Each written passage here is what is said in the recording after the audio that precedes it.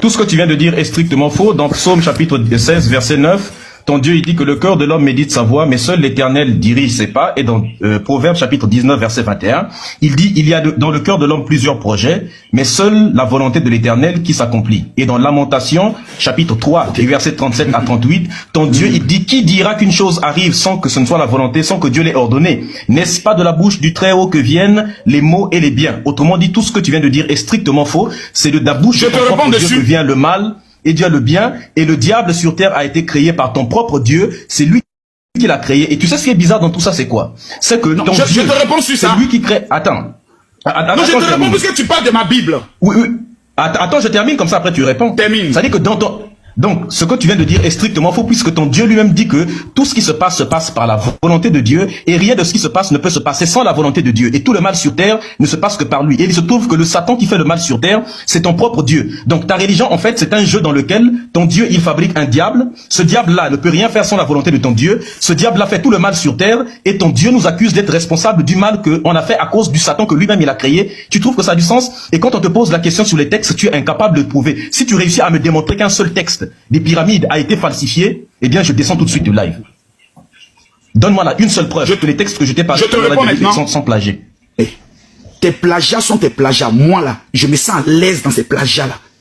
Ce que tu appelles plagiat là, je me sens très à l'aise dedans. Je me sens à l'aise dans quelque chose qui est faux. Selon toi c'est faux, donc je me dis que ce faux dont tu parles là, je me sens totalement à l'aise dedans. Je peux finir. La vérité ne dépend pas. Est-ce que je peux finir, mon frère? La vérité ne dépend pas. Voilà, c'est ce qui est malheureux avec toi. Tu parles, on ne peut pas parler. Non, mais dis ça. Non, vas-y. Vous devez comprendre le plan de Dieu. La Bible dit, voici les projets que j'ai formulés sur vous. Projets de paix et non de malheur.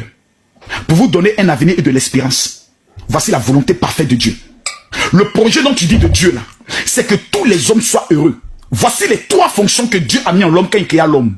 À partir de Genèse chapitre 1, il dit, créons l'homme à notre image, afin qu'il domine, qu'il assujettisse et qu'il soit un maître.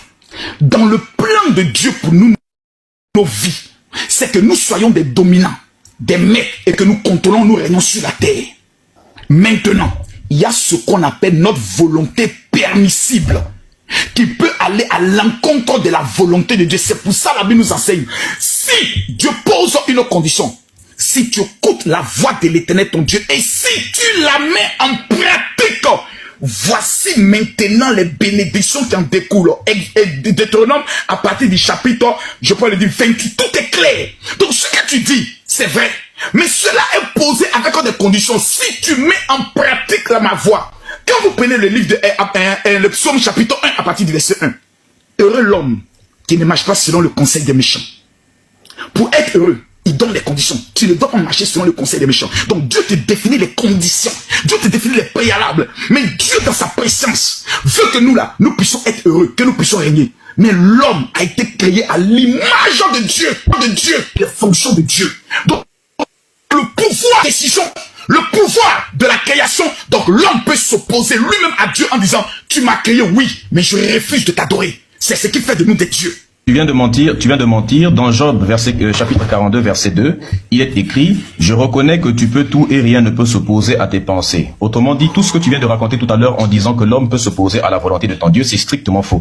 Et c'est ça le problème des gens comme toi, c'est que ça blablate beaucoup, ça parle beaucoup, mais vous êtes très inculte, parce que là, tu ne sais absolument pas que tous tes textes sont fabriqués, et tout ce que tu viens de raconter... C'est qui est fabriqué là? J'ai dit, je me sens bien dedans. Attends, laisse-moi parler. Pas faire ce débat avec les musulmans, mon frère. Moi, je me sens bien. Calme-toi. Oui, prophète. Pourquoi tu as peur? Tu n'es pas égyptien pour connaître l'histoire de l'Égypte. Je te respecte, je te comprends. Makos aussi. Mais regarde. Permets-moi une question. Attends, on va conclure. Je te donne, écoute-moi. Non, on va conclure.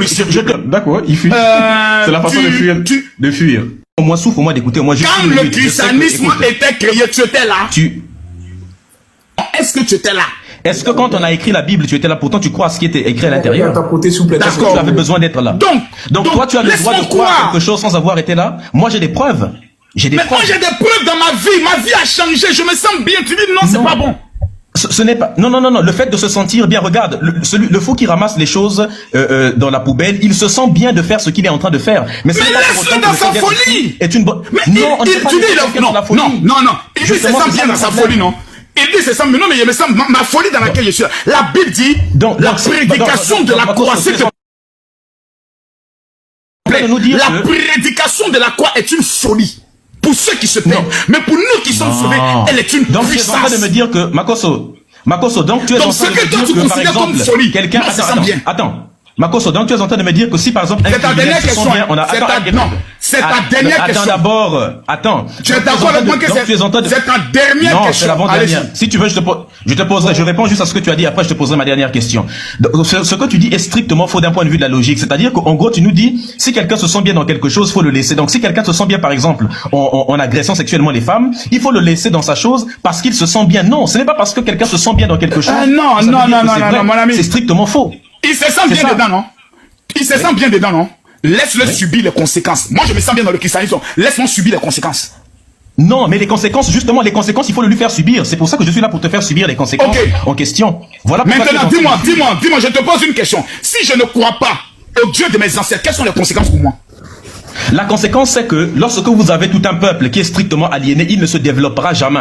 Aucun peuple ne se développe lorsqu'il abandonne ses propres ancêtres. Strictement faux. Le christianisme a été fabriqué par l'Empire romain. Le christianisme est une invention qui a été faite à partir de Saul de Tarse. D'accord. Écoute, donc si je comprends bien, Jésus n'a jamais existé. Septimus Sévéré. S'il te plaît, Jésus n'a jamais existé. Donne-moi une preuve de son existence. Je te repose la question. Jésus n'a jamais existé.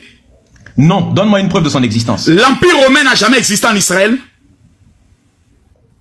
Où est la preuve?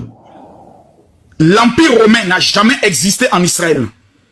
L'Empire romain a existé, mais en quoi est-ce que le fait que l'Empire romain existe, ça suppose que Jésus existe? Je te repose la question. Est-ce que l'Empire romain a existé en Israël?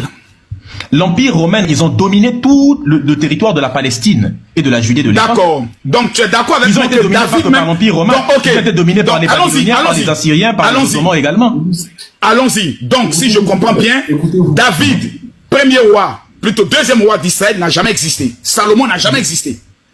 Salomon, dans la Bible, dans le livre de Rois, il est écrit que Salomon mangeait... Attends, je te prouve qu'il n'a jamais existé, non? Non. Mais laisse-moi répondre. Attends, je te réponds. Attends d'abord. Tu es en train de me répondre. Il est écrit... Donc Moïse n'a jamais existé. Attends, s'il te plaît, laisse-moi au moins répondre. Au moins une minute de réponse, toi aussi. Dans le livre de 2 Rois, il est écrit que Salomon mangeait tous les jours 100 brebis, 20 bœufs de pâturage et 30 bœufs. Tu penses qu'un être humain normal peut manger autant de Je te repose la question. Il est dit dans la Bible qu'il était le roi le plus riche. Il est dit dans la Bible qu'il était le roi le plus riche. Il n'existe aucune preuve de son existence et on sait que factuellement, il n'a jamais existé. Et pour le Moïse, donc Moïse n'a jamais existé. Prouve-moi l'existence de Moïse alors. Les Juifs n'ont jamais été... Attends. Donc les Juifs n'ont jamais existé.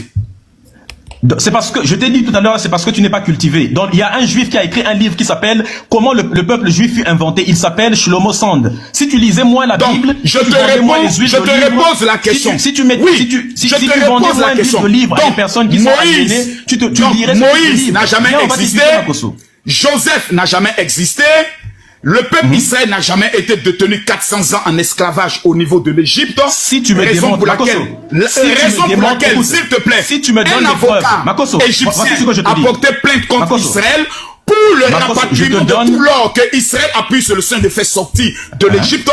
Je te respecte, je te comprends. Mais regarde, permets-moi une question. Attends, on va conclure. Je te donne, écoute-moi. Je te donne 10 millions de francs CFA si tu me prouves que les Égyptiens ont été, si tu me donnes des preuves que les Égyptiens ont été pendant 400 ans esclavage, pardon, les Hébreux ont été 400 ans esclaves en Égypte.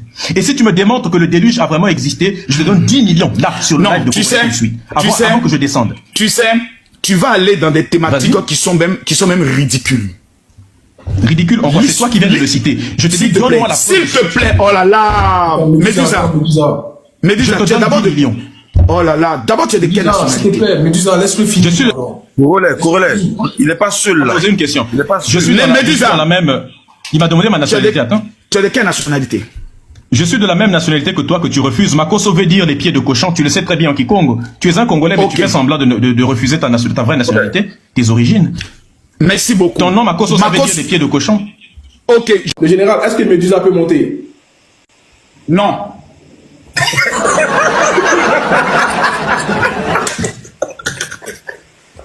Ok, vas-y, vas-y. Lui, je lui ai dit, s'il me donne 15 millions pour un débat, on le fait. Il n'a jamais proposé quelque chose. Donc non, je n'ai pas besoin de ce gars-là ici. Parce que c'est venu parler de fétiches, églises et autres. Je n'ai pas le temps pour ça. Vous êtes mes frères ivoiriens. Ceux qui doivent me protéger, ceux qui doivent m'élever, c'est vous. Les gars, tapoter le live, tapoter. Maman, ça t'a pleuré. Oh, je... Les Kamites qui veulent que nous retournons à nos ancêtres sont déterminés à nous ramener auprès de nos ancêtres.